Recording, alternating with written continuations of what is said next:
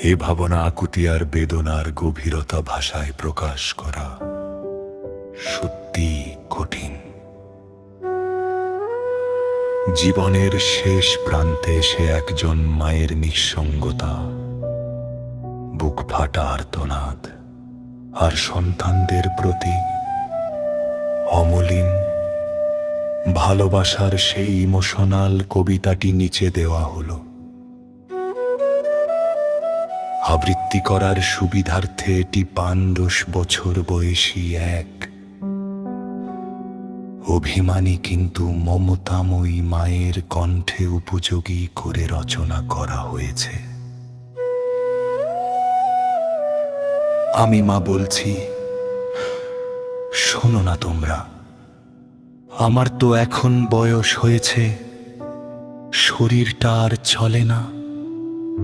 এই নিঝুম ঘরে আজকাল ভীষণ একা লাগে।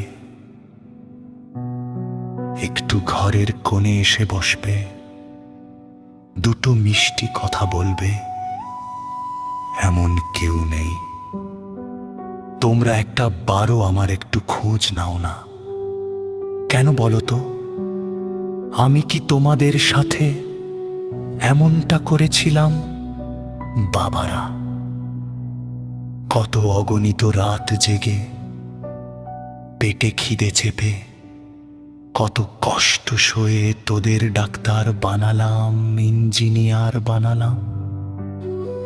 আজ তোমরা সমাজে কত বড়, কত প্রতিষ্ঠিত, কিন্তু জীবনের এই শেষ বয়সে এসে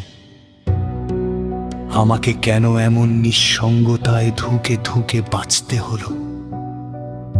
তোমাদের কাছে একটা কথা স্বীকার করি, আমি কিন্তু 1 সপ্তাহ আগেই মরে গেছি। আমার এই নিথর গায়ে এখন পোকা ধরে গেছে, গন্ধ বের হচ্ছে।